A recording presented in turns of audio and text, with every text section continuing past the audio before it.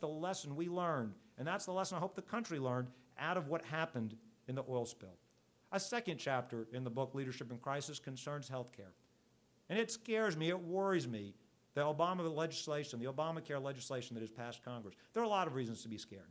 It's over $1 trillion of spending, and if you count when the spending actually starts, actually closer to $2 trillion. Over $500 billion in tax increases, $500 billion in cuts to Medicare. Experts say it doesn't really bend down the cost curve.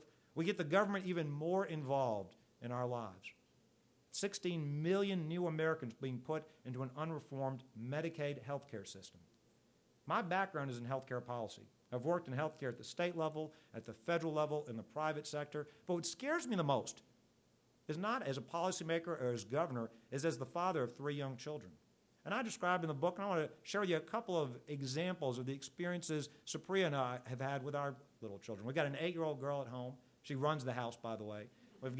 They're staying with their grandparents. I can only imagine how much sugar they're eating as we're talking right now. That same old strict grandfather I told you about that used to always spank me, he thinks timeout is cruel punishment. He doesn't. I try to punish my kids. He tells me, he goes, son, we never spanked you when you were growing up. You should. I said, he's forgotten my entire childhood. It's amazing to me. He's got amnesia, but I think that's what grandparents are supposed to do. We've got a 6-year-old boy and a 4-year-old boy as well. I want to tell you about our children. My little 8-year-old girl, she was born, same hospital where Daddy was born. 6-year-old boy, born, same hospital where Daddy was born. 4-year-old boy had a slightly different idea about coming into this world. You see, our first child took 36 hours of labor. Second child took 24 hours of labor. Our third child took 30 minutes of labor. Our little 4-year-old boy was born at home. Supriya and I, it was the 2 of us alone on the bathroom floor delivering this child. Now, she did all of the work. Don't get me wrong. I was just there to... People came up to me afterwards saying, you did such a great job. I said, me, I just caught the baby. I had the easy job. I want to share with you a few thoughts from that experience. First, my message to every man in this room. I don't care how tough you are. There's a reason God allowed women, not men, to have babies. A man came up to me in church after all this happened and said, you know, the same thing happened to me. So what do you mean the same thing happened to you? He said, I had me a kidney stone. It's the exact same thing. I said, sir, I wouldn't go home and tell my wife that. Because unless it was about an 8-pound kidney stone, it's not the same thing. Now, I want to tell you, my beautiful wife's a very accomplished engineer in her own right, and she's got a very interesting view of the world of medications. She said, look, if God had intended me to do this without anesthesia and without drugs, he wouldn't have invented all these great drugs. She told her doctor, I want the drugs in the parking lot. Don't even wait till I get in the hospital. So we hadn't practiced. You know, they have all these Lamaze coaches and natural childbirth lessons. We had done none of that. And so we're sitting there on the floor, and she's in this pain, and the baby's coming out. My second lesson of advice I want to share with fathers. Babies don't come out the way they do on TV in real life. Your babies in TV, they come out, they're pink, they're wrapped in a beautiful blanket, they're beautiful, they're angelic. My poor wife is screaming in pain. She's asked me, well, what does our boy look like? What does our child look like? And I don't have the heart to tell her the truth. I tell her, he is a beautiful baby boy, 10 fingers, 10 toes. What I was really, because he's covered in goo, he doesn't look right. What I'm really thinking is, we need to put him back in there. He's not done yet. My final piece of advice for men, if you ever find yourself in a situation like this, not an appropriate time to make jokes. I was trying to lighten the mood. She was in such pain.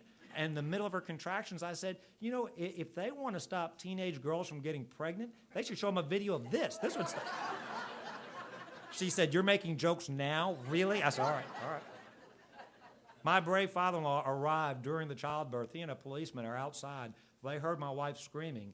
They looked at each other and they said, I'm not going in there. See, in the old days, father stayed outside the delivery room. I'm just glad I'd seen the first 2 children being born. I knew a little bit about what to expect. I will say this about that experience.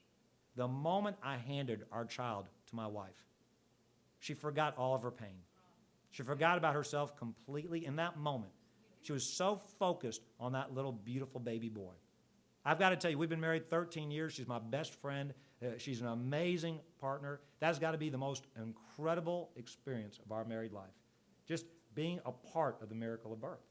And I don't know about you, but I really don't want the government interfering with the delivery of health care because it's one of the most personal and important things and experiences we do.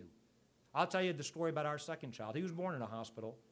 He looked perfectly healthy. We brought him home a week later. You know, you go for that regular checkup where they just check the weight, they make sure they're growing, they're eating. The doctor said, you know, he looks fine, but I hear something a little funny in his heart. Said, we need you to go see a specialist today. Well, we went to go see a specialist, and after hours of tests and all kinds of reviews, the doctor comes and says, there's something wrong with your boy's heart. I said, look, we're going to put him on some prescription drugs. And at some point, that's going to stop working. We're going to have to put him in the intensive care unit. And at some point, that's going to stop working. And he said, we're going to try to keep him alive for at least 3 months because then we're going to have to do open heart surgery to save his life. Because he won't be able to breathe or eat properly unless we do that. He looked perfectly healthy. And you know, when you hear that about your child, a couple of thoughts race through your head. The first thought was, you always read about 1 in a million children having this affliction or that. You never think it'll be your child. The second thing that you think about is, boy, I'd give anything to trade places with him so it was happening to me, not to him. But even in that moment, we're reassured by faith. We know. God tells us, why do you worry when I know the hairs on your head? Why do you worry when I feed the birds? Now, we were blessed. Our little boy, right before he turned 3 months old, he had his open heart surgery, and he's doing great. 6-year-old boy, he sees a cardiologist regularly. His heartbeat's not quite normal, but he's doing great. The doctor, one of the recent visits, told me, he said, now, Governor, I'm not really sure if Sean should play football when he gets older because of his heart. I laughed. I looked at the doctor. I said, look at me. I said, what are the odds any son of mine's going to be big enough to play football in Louisiana? I mean, we raised them big in Louisiana. There's no way he'd be big enough to play. But in that moment, I don't want the government. I don't want some bureaucrat in Baltimore or Washington telling me which doctor I can go see, which procedure I can go get, or telling that doctor or nurse how to do their jobs. One of the hardest moments as a married couple was handing over our little boy, less than 3 months old, to the anesthesiologist as she walked away with our son to go to surgery. She said we were fortunate. She said the older children, sometimes they yell out at their parents, don't let them take me. Our little boy wasn't obviously old enough to know what was going on. I don't know if we could have stopped ourselves if he was old enough to have said that. And in that moment, I want the doctors and the nurses with their training and their years of education to do what they need to do to save my child's life. And that's what worries me so much about this massive government intervention in 1/6 of our health care. In the book, I talk about the status quo wasn't acceptable. We do have the best health care in the entire world, but there are things we need to do to improve it. Let's make health insurance portable across state lines and across jobs.